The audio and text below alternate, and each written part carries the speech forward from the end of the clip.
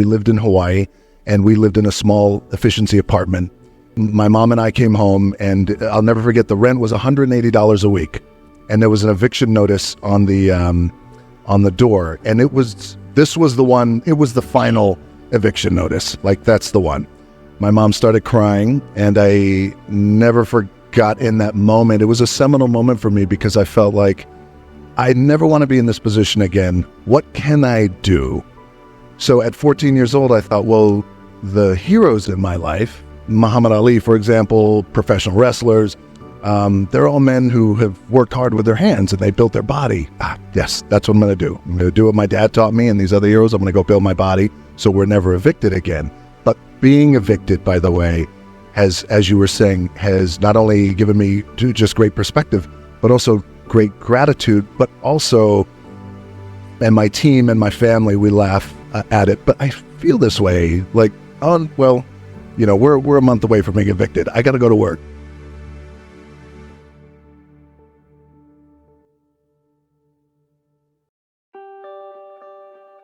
The gym for me and this physical activity for me is my anchor. And I always, I would recommend that for all of you guys to find that anchor, whether it's hiking or biking or yoga or meditation or whatever it is.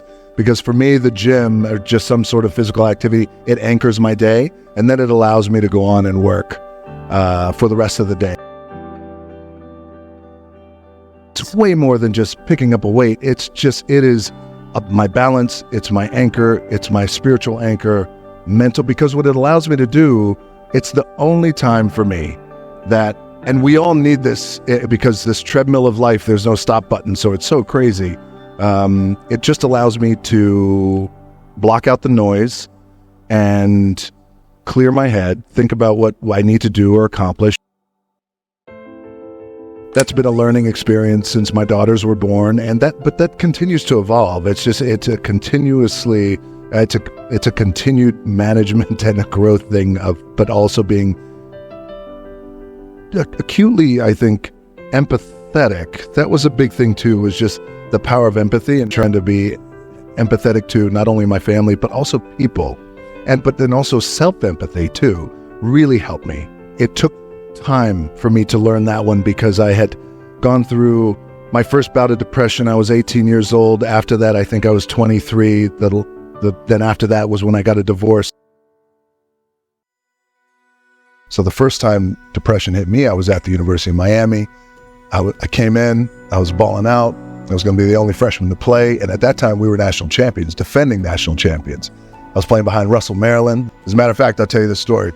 My defensive line coach, he told me, he goes, hey, listen, he brought me in his office. He goes, you're going to be the only freshman to play this year behind Russell, Maryland. We had some ballers at that time on that team. That was a crazy team.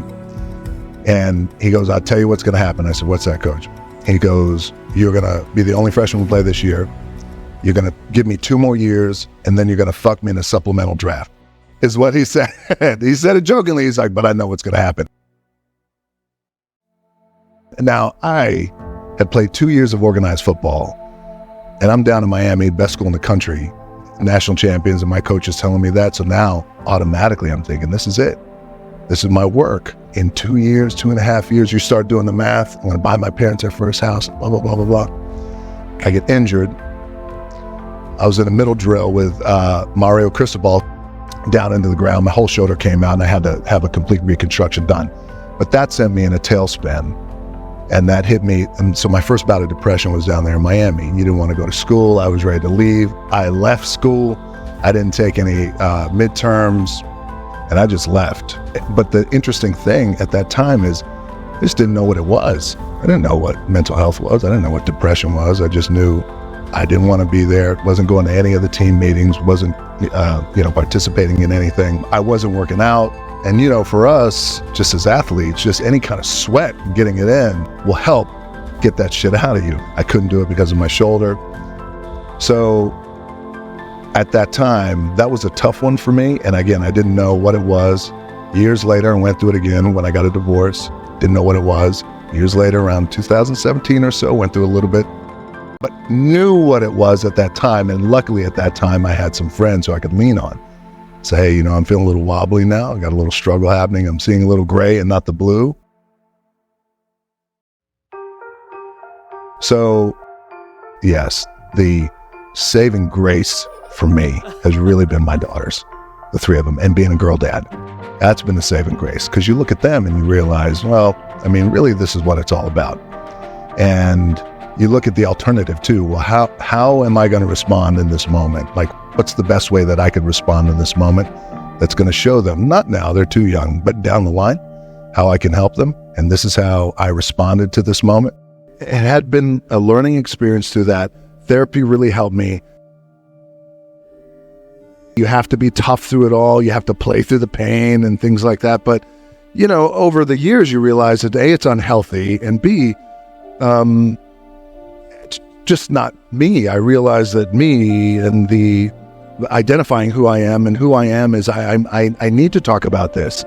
I need to talk about this. I need to talk about my issues, my fears, my depression, and it be okay. And so not only am I okay with it, but at times I actually enjoy it, to be able to get it out, especially publicly, and talk publicly too about it and how important that is too. We've all gone through this, mental health. We've all gone through our versions of mental health and moments of depression. There's an ego, there's a strength to us that we want to maintain and hold on to, and we bottle our shit up inside. And this is how we deal with our emotions. Maybe we don't have the tool set emotionally to deal with them, so we keep it all inside and we don't ask for help. But, because in a lot of ways, it's this idea that's actually so flawed that asking for help is a weakness, when in reality, asking for help is actually the superpower.